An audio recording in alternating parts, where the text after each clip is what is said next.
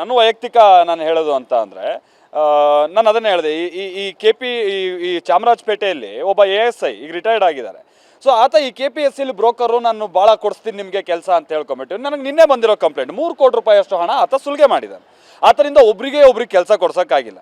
ಬಹುಶಃ ಆತನಿಗೆ ಕಾಂಟ್ಯಾಕ್ಟ್ ಇತ್ತೋ ಇಲ್ವೋ ಗೊತ್ತಿಲ್ಲ. ಈ ಥರದ ಬ್ರೋಕರ್ಸ್ ನೂರಾರು ಮಂದಿ ಇರ್ತಾರೆ. ನಿಮಗೆ ನೇಮಕಾತಿ ಪಟ್ಟಿಯಲ್ಲಿ ಪ್ರೊವಿಷನ್ ಲಿಸ್ಟ್ ನೋಡ್ಬಿಟ್ಟು ಫೋನ್ ಮಾಡುವಂಥವ್ರು.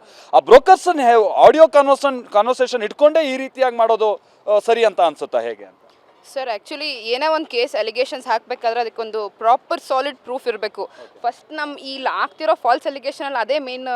ನಾನು ಒಂದು ಇನ್ಸಿಡೆಂಟ್ ಒಂದು ಎಕ್ಸಾಂಪಲ್ ಹೇಳಕ್ಕೆ ಶುರು ಮಾಡ್ತೀನಿ. ಒಂದು ಯಾವುದೋ TVಯಲ್ಲಿ ಬರ್ತಾಯಿತ್ತು 8 ಕೋಟಿ ಹಗರಣ ಆಗಿದೆ ಅಂತ. ಸರ್ ನಮ್ಗೆ ಇಲ್ಲಿ ಕರೆದಿರೋದೇ 400 ಪೋಸ್ಟು.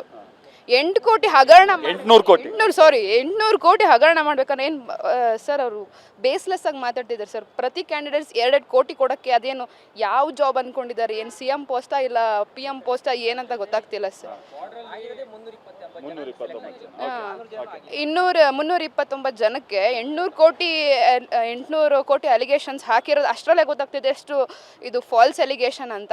ನಾವು ಆದ್ರೂ ನಾವೀಗ ಸೇರಿರೋದೇ ಅದಕ್ಕೋಸ್ಕರ ಸರ್. ನಾವು ಯಾವ ಅಲಿಗೇಷನ್ಸ್ನೂ ಅಪೋಸ್ ಮಾಡ್ತಾ ಇಲ್ಲ ಅಥವಾ ಯಾವ ಇನ್ವೆಸ್ಟಿಗೇಷನ್ನು ಅಪೋಸ್ ಮಾಡ್ತಿಲ್ಲ. ನಮ್ದು ಇಷ್ಟೇ ರಿಕ್ವೆಸ್ಟು, ಜೆನ್ಯೂನ್ ಆಗಿ ಇನ್ನೋಸೆಂಟಾಗಿ ಯಾರು ಬರೆದು ಸೆಲೆಕ್ಟ್ ಆಗಿರೋ ಅಷ್ಟು ಕ್ಯಾಂಡಿಡೇಟ್ಸ್ಗೂ ನ್ಯಾಯ ಕೊಡಬೇಕು. ಇಟ್ಸ್ ಬೀನ್ 6 ಮಂತ್ಸ್ 7 ಮಂತ್ಸ್ ಆಗಿದೆ ಎಕ್ಸಾಮ್ ಆಗಿ. ಆ 7 ಮಂತ್ಸಲ್ಲಿ ನಮ್ಮ ಲೈಫ್ಗಳೆಲ್ಲ ಎಷ್ಟು ಚೇಂಜ್ ಆಗಿದೆ ಅಂತ ನಮ್ಗಳಿಗೆ ಗೊತ್ತಿರುತ್ತೆ. ಸೊ ಅದೇ ಕೆಪಾಸಿಟಿ, ಅದೇ ಒಂದು ಫ್ರೀಡಮ್ಮು, ಅದೇ ಒಂದು ಏನಂತಾರೆ ನಮಗೆ ಓದೋಕ್ಕೆ ಅವಕಾಶ ಸಿಗುತ್ತೆ ಅನ್ನೋದೇ ನಮ್ಗೆ ಇನ್ನೂ ಕ್ಲಾರಿಟಿ ಇಲ್ಲ. ಮತ್ತೆ ಎಕ್ಸಾಮ್ ಕೊಟ್ಟರೆ ಇಟ್ಸ್ ನಾಟ್ ಆನ್ ಆಪ್ಷನ್. ನೀವು ಕೆಲಸ ಮಾಡಿ ಈಗ ಓದ್ತಾ ಇರೋರಾ ಅಥವಾ ಮನೆಯಲ್ಲಿ ಈಗ ಸದ್ಯ ಕೂತು ಇದಕ್ಕಂತಾನೆ ಪ್ರಿಪರೇಷನ್ ಮಾಡ್ತಾ ಇದ್ದಾರೆ? ಆ್ಯಕ್ಚುಲಿ ನಾನು 2018 ಬ್ಯಾಚ್, ನಾನು 2024ಅಲ್ಲಿ ಪಾಸ್ ಔಟ್ ಆದೆ. ಸೊ ನಮಗೆ ಪಾಸ್ಔಟ್ ಆಗಿದ ತಕ್ಷಣ ಅಪ್ಲಿಕೇಶನ್ ಬಂತು. ವಿ ಆರ್ ಸೋ ಎಕ್ಸೈಟೆಡ್, ನಮಗೆ ಇಮಿಡಿಯೇಟ್ಲಿ ಜಾಬ್ ಆಗುತ್ತೆ ಅಂತ. 24 ಸೆಪ್ಟೆಂಬರಲ್ಲಿ ನಾವು ಅಪ್ಲಿಕೇಶನ್ ಹಾಕಿದ್ವಿ.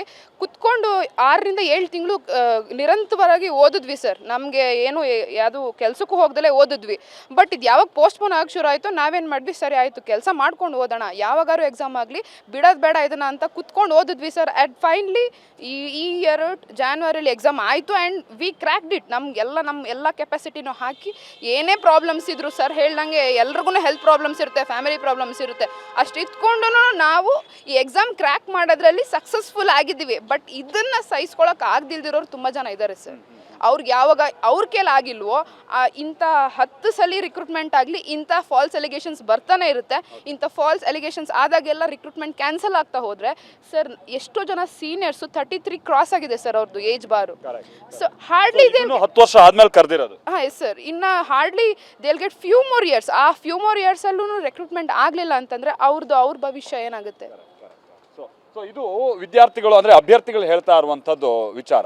ಅಫ್ಕೋರ್ಸ್ ನಾನು ಕೂಡ ಅದನ್ನೇ ಹೇಳ್ತಾ ಇರುವಂಥದ್ದು. ನಿಮಗೊಂದು ಎಕ್ಸಾಂಪಲ್ ನಾನು ಹೇಳಬೇಕು ಅಂತ ಅಂದರೆ ಸ್ವತಃ ಕೋರ್ಟ್ ಈ ವಿಚಾರವಾಗಿ ಒಂದು ಮಧ್ಯ ಪ್ರವೇಶ ಮಾಡಿತ್ತು. ಅಂದರೆ ಈ APPಗಳ ರಿಕ್ರೂಟ್ಮೆಂಟ್ನ ಸಂದರ್ಭದಲ್ಲಿ ಸುಮಾರು 50ಕ್ಕಿಂತ ಹೆಚ್ಚಿನ ಮಂದಿ ಅದೇನೋ ಗ್ಯಾಂಬಲ್ ಆಗಿದೆ ಅಂತ ಒಂದು ಆರೋಪ ಕೇಳಿಬಂದಂಥ ಸಂದರ್ಭದಲ್ಲಿ ಆ 50 ಮಂದಿಯನ್ನು ಪತ್ತೆ ಹಚ್ಚಿ ಅವರನ್ನು ಪಕ್ಕಕ್ಕಿಟ್ಟು ಉಳಿದಂಥ ಪ್ರಾಮಾಣಿಕರಿಗೆ ಕೆಲಸ ಕೊಟ್ಟಿರುವಂಥ ಎಕ್ಸಾಂಪಲ್ನ ಮುಂದೆ ಇದೆ. ಅದಕ್ಕೆ ಯಾಕೆ ಇವ್ರುಗಳನ್ನ ಸೆಲೆಕ್ಟ್ ಮಾಡ್ತಾ ಇಲ್ಲ? ಅಫ್ಕೋರ್ಸ್ ಆ ಹುಡುಗಿ ಹೇಳಿದಂಥ ಮಾತು ಅಲ್ಲಿ ನೀಟು ಸೂಸೈಡು ಮತ್ತೊಂದು ಅವ್ರು ಯಾರು ನಮ್ಗೆ ಎಕ್ಸಾಮ್ ಬರೆಯೋಕ್ಕಾಗಲ್ಲ ಅನ್ನುವಂಥ ಕಾರಣಕ್ಕಾಗಿ ಸೂಸೈಡ್ ಮಾಡ್ಕೊಂಡಂಥದ್ದಲ್ಲ. ಅದೊಂದು ಟ್ರೋಮಾ, ಅದೊಂದು ಮೆಂಟಲಿ ಕೊಡುವಂಥ ಟಾರ್ಚರ್ ಇರುತ್ತಲ್ಲ, ಶತ್ರುಗೂ ಬೇಡ. ಬಹುಶಃ ನೀವು ಎಲ್ಲ ಓದ್ದವರು ಮಾಡಿದವರು ಈ ಸರ್ಕಾರದಲ್ಲಿದ್ದರೆ ಅವ್ರಿಗೆ ಗೊತ್ತಿರುತ್ತೆ. ಈ ಸುಮ್ಮನೆ ಖಾಲಿ ಪೋಲಿ ಬಂದ್ಕೊಂಬಿಟ್ಟು ಯಾವ್ದಾದ್ರು ಪೊಸಿಷನ್ ಕೂತ್ರೆ ಅವ್ರಿಗೆ ಗೊತ್ತಿರಲ್ಲ ಎಕ್ಸಾಮು ಫೇಸ್ ಮಾಡೋದು ಕಷ್ಟ. ಯಾಕಂದರೆ ಲಂಚ ಕೊಟ್ಟು ಬಂದಿರ್ತೀರಲ್ವ, ಆ ಕಾರಣಕ್ಕಾಗಿ. ಸೊ ಹಾಗಾಗಿನೇ ಮೊನ್ನೆ ಡೆಲ್ಲಿಲಿ ಹೋರಾಟ ಆಯಿತು ಮತ್ತೊಂದು ಅನ್ನೋ ಕಾರಣಕ್ಕಾಗಿ ಇಲ್ಲಿ ಭಾಳ ವಿದ್ಯಾರ್ಥಿಗಳನ್ನೆಲ್ಲ ಹಚ್ಕೊಂಡು ಎಕ್ಸಾಮಿನೇಷನ್ ಮಾಡಿಬಿಡಿ ಅಂತ ಒಂದು ವೇವ್ ಕ್ರಿಯೇಟ್ ಮಾಡೋದು ಭಾಳ ಈಸಿ.